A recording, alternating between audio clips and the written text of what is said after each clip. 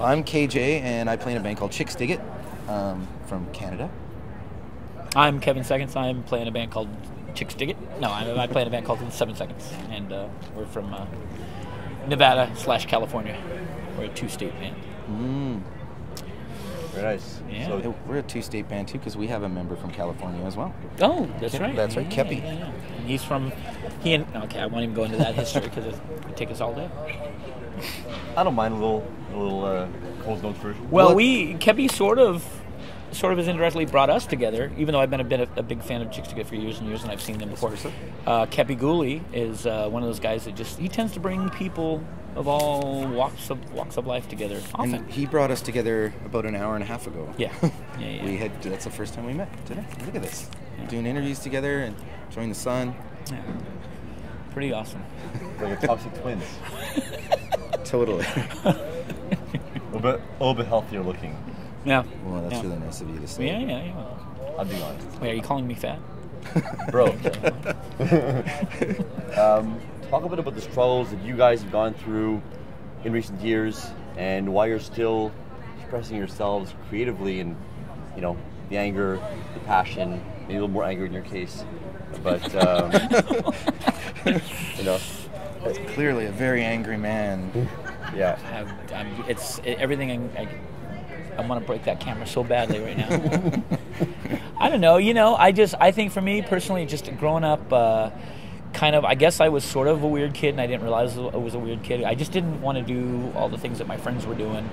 And being a teenager, like in the 70s, there was pretty much, cruising downtown in your cool car, which I didn't have because I was a poor kid, or, trying to go to discos to pick up girls, which I wasn't into. So there wasn't really anything for me as a youngster, I guess. And so when punk rock sort of came in my life in the late 70s, I sort of had felt like any anger and depression and happiness that I had going on in my young self, I found a place, and the music, of course, was a huge, I say it, and I know it's a corny thing, and a lot of people say it, but the music part of it really saved my life. Like, it gave me some sense of, it just made me think that the world was not a great, depressing place. I was living in Reno, Nevada, which at the time was just a hellhole, and not thinking that I really had much of a future. And I knew I wanted to be around music and do that and stuff. So, of course, when I saw I'd look at my Led Zeppelin posters and I think, I'll never be able to do that. But then the first time I saw footage of the Ramones playing, I was like, that I can do. I think I can do it. And that's kind of it. So it all kind of balled up into that, and I just kind of haven't really looked back too much, Cool. And yourself, mister? Yeah. It's a very similar story. I was a weird kid for sure. Not just kind of. I was a weird kid. Yeah. And I'm still a little weird, and all my friends are weird still. And but yeah, I'd always kind of gravitated towards things that were a little, not what everybody else was doing. It's just, I think the way I, was built, and I think most of us were kind of just built different, I think. But it was growing up. It was I had bigger sisters, and so I was kind of an overly mothered kid. I had 3 or 4 mothers in the house, and so that made me. I think that sort of exacerbated the strangeness I already had, and they had great record collections, and that's kind of I found a lot of and I would record the records onto tapes and take them to school and play them for the other kids in the library, and it was kind of how I found a way to connect with other kids around my age, and then just kind of went from there. I started to meet other kids who were in the scene. Just kind of it's like, oh, you're weird too. Well, let's hang out and be weird together. You think that as time goes on, we, as a society and institutions, and teachers and parents, would have learned about the perils of bullying, and the pigeonholing and judging each other. But it seems that with social media, bullying's gotten even worse and more perpetual, and just totally pervasive. It's everywhere now. You don't have because you don't have to. You can be anonymous, and you don't think that there's consequences, and so you can go more vicious. Go for it. Yeah. And before you could kind of getting the blood flow by going home after school and not answering your phone. But now everyone's got a mobile phone. You can be tormented on any variety of social medias. I talk about being weird. Talking about being different, and people not being able to relate to you, and you not be able to relate to anybody. How do you feel? State of being weird is either, I guess, supported nowadays, or is it still, can I still get a kid thrown into the depths of depression if people make fun of them enough? Like, kids are fans of your music. You always had young fans, and you will always have young fans. People who look up to you for belonging and understanding and stuff. Your thoughts on the state of bullying nowadays, because it is a big issue. I for one, I'm glad, I'm lucky that I grew up when I did, because the internet's it's wonderful in a lot of ways, but like you said, it's terrible too. I mean, the kids can't really get away from it. It's everywhere, and I have a child. She's 4.5, and I worry a lot about what she's gonna have to deal with. And that said, I was bullied when I was a kid, and some of that, I wish never happened, but some of that too, I'm kind of glad it happened, because it really it made me stand up for myself in certain ways and sort of discover strengths, I guess, within me that I didn't know I had, or I probably wouldn't if I had to tap into if I hadn't gone through that. That said, I'm not saying bullying is great. I want to go back to. Yeah, I wouldn't want to go through it again, but I think coming out the other side is definitely, something I'm thankful for. But not everybody gets to come out the other side. That's the terrible part about it.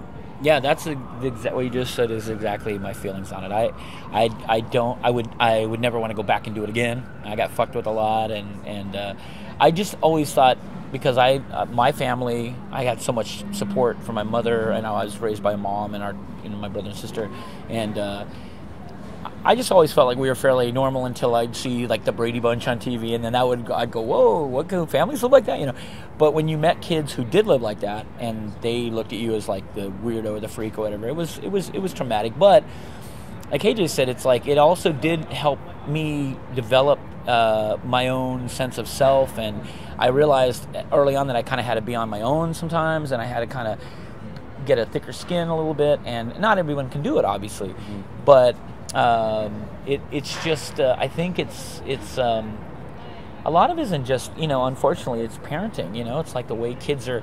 If you're coddled as a kid too much, then you might not get the sense of the hard life that awaits you. Or if you're just constantly the life sucks, then you end up being this really hard and cold person. So I know I say this all the time to my friends who are parents, who are good parents. I'm constantly saying thank you.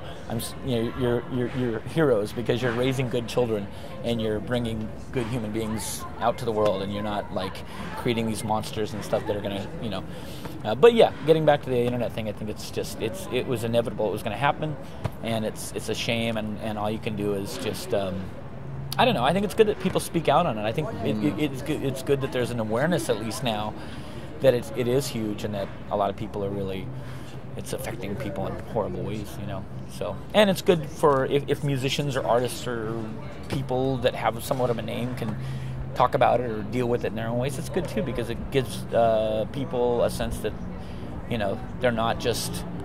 I know people that are afraid to speak out on that kind of thing because they feel like, oh, I'm going to look like a pussy, and it's well, you're not a pussy. You're reaching out, and you should, it's good to get support in whatever ways you can, So. Hey.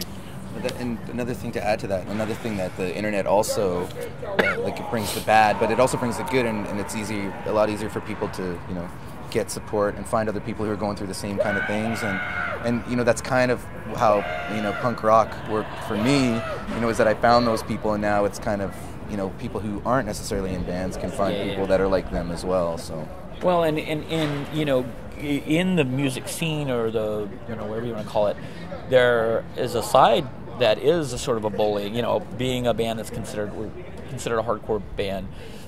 We from day one always spoke out against the violence and the stupidity and the mindlessness of that. You know, we've always talked about it and opposed that, but there is a side, a big side to the hardcore scene that has been like big tough guys and stuff, and I think it just goes, you know, it's appealing to some kids that maybe are insecure and they grew up a certain way. Maybe they were always bullied, and then they see this sort of family awaiting them that, you know, they can be taken care of and protected, and there's an appeal to that. You know, it's like why there are gangs, or why there, you know, like it's a sense of belonging to something that, you know, maybe you'll get love somewhere, you know, and it's a shame, you know, it's a shame that that's sometimes where people turn to, but they do, you know. The issue of violence, I guess, in the hardcore scene. Is it inevitable, you think? Is violence inevitable? Are they mad? Sorry, just 1 second. Yeah. I don't. I never felt like it went hand in hand. If that's what you mean, I always felt that I believed in the idea. You know, my hardcore heroes. I mean, when we started at the tail end of '79, early '80s. So the idea of hardcore wasn't a scene. There wasn't a hardcore scene. Hardcore was what DOA called their record. You know, our Hardcore '81, and that to us just resonated in a lot of ways because, you know, we grew up. Our first, you know, I was always drawn to the intelligent. You got to go. Sorry, He's judging. Yeah, I was supposed to judge this thing like 15 minutes ago, and they're Say goodbye. Thank you. Sorry, I have to go. I'm actually really Quitter! enjoying this. He's a quitter. KJ's on Chixdiggit is a quitter. Yeah, we got on camera. You quit Bye. Have fun. Judge fairly. Yeah, but, you know, it just. I don't think it's something that should be. It should. I hate that people do equate violence with hardcore. I hate that that's a part of what we. And it's almost an accepted thing. And I know it's a losing battle to fight against it because the toughness of it and the violence is what draws a lot of young people into it. And I think it's gone too far now. I think if you go to Europe, and the best, most popular bands are like the tough. We're going to kill you, kick your ass bands. And it's unfortunate because we were in the beginning of it, and we got to be a part of nurturing it and helping it along, and I think it's lost. That part of it's lost a little bit, you know. So a lot of the young kids hear us, and they just think we're a pussy punk band, you know, like we're not hardcore to them, and it's like, well, we help define hardcore, you know. How are we not a hardcore band? And it's just like it's very strange. It's a strange place to be, but yeah, I don't think it's mutually exclusive. I don't think it should be. I'll never believe that it is. Yeah. And some of the smartest, most brilliant, sensitive, good, caring people I know are hardcore. They just affiliate themselves. They call themselves hardcore kids, you know. And I'll never forget that. I do the same thing. I'm 53, and I always say I'm an old hardcore kid. You know, I'll always be. You know. Yeah. So. And you're playing the Black and Blue. Yes. Yeah. Tomorrow. We're going from Montreal. It's crazy. Yeah, and we're very excited because we have a lot of friends, and, you know, we're agnostic front guys, and you know, it'll be great to see Crowd. I haven't seen those guys in a long time. It's kind of a completely different festival than Pooza, which is great. But I like being a band that we can play more hardcore festivals and play punk festivals, and we can do okay because I think we do straddle that fence a little bit. So musically, at least, and I think like maybe through our message or whatever. But yeah, I'm pretty excited about it. It's gonna be fun. I think when I heard Doug Holland from Cro-Mags, formerly lead guitarist Cro-Mags, is in Crowd now. Yeah, he started in Crowd. That was his first band. I think Crowd was his band initially. So yeah, it'll be fun to see him. I love Crowd, and it'll be good. Discharger playing. We'll see how that goes. You know, I haven't seen Discharge in a lot of years. So yeah, it'll be fun. It'll be fun to be in New York. I mean, it's a quick trip. We'll be home on Monday. You know, so it's pretty crazy, but inspiring. Last question. New record. Mm-hmm. Talk briefly about the heart that went into that, and some of the, I guess, things that, you know, inspired you to make that record, and the kind of things that you want that record to convey to people, if possible. It's called the album itself is called Leave a Light On. It comes out May 27th on Rise Records, and 2 years ago, a year and a half ago, I honestly didn't even know if we were going to make another record, and not because we didn't have the songs, not because we didn't want to, just because the last time we put out a record was 9 years ago, and things have changed drastically. I had been writing a lot of songs, and with the hopes that eventually we'd get back to getting in the studio with it. And the guys were up for it, but I also didn't want to just make a record and not do anything once we had a record. I wanted to know that we could tour, and the other guys have kids and jobs, and so it's a timing thing. And this is the first time in years where 7 Seconds is actually, kids that have grown up and got jobs that we can kind of go say, fuck you do, and get in the van and go. So once I knew that everybody in the band was like in that same mindset, I just wrote like crazy. I was writing I was doing solo tours in America, and I was writing songs and recording demos, and I just felt like we still have something to say. And I think now more than ever, our style of hardcore, punk rock, whatever, is it's kind of we're dinosaurs. There's no one's really, not a lot of bands are doing that style anymore, and it's the style that we helped to put on the map, and the style that we're most proud of. And that said, it's 14 songs, and out of the 14, there's probably 10 that are just fast melodic hardcore, and then there's like 3 or 4 that are really a little different, little mid-tempo, and that was just done from over the last 10 years of me playing on acoustic guitar a lot and just kind of writing punk songs on an acoustic guitar. I took a couple songs that I didn't know that they would want to do, and I said, what do you guys think of these songs? And they loved them, and we said, let's record them. So we went in the studio with a guy, our friend Steve Kravac, he recorded us back in '99 for our Good to Go album. And we just, between the 4 of us and Steve, our producer, there was just this energy. Everybody was connected to it, and we were like, let's just make a great fucking record. So it's nice because it's almost like we're 34 years old as a band, and we still have something to fucking prove, But it's all right. I like being in this position because there's a lot of naysayers, a lot of people that are doubting that we should even bother making a record, and that just kind of fueled us to just try to make the best record we've ever made. So we'll see. I think it's great. I'm really proud of it, and I think a lot of people are gonna like it. So. It's hitting good words so far. So I hope so. Yeah, I think it's just a straightforward a capsule of where we've been since 2004 when we recorded our last record, and I think it's nice to be still alive and rocking out this to the people that we love and to the scene and the community that we love the most. It's just nice to be able to make a record for them, and that's kind of, we're making it for us and them. That's it. I don't know if we're going to gain any new fans. If we do, great. It's not even really something we talk about anymore, So it's a good place to be. There's pressure, but it's not like the kind of pressure where when we were younger and somebody was trying to go, maybe you guys should try this, and we'd go, nah, fuck you, or okay, we'll try it. Yeah. Now it's like no one tells us, we just do what we want to do, and we're fortunate enough to be with a record label that, even though they're predominantly known for a certain kind of way different style of music, we know that the people that run it are huge punk and hardcore fans, and they grew up listening to bands like us and Hot Water Music and Bouncing Souls, and they're just supportive.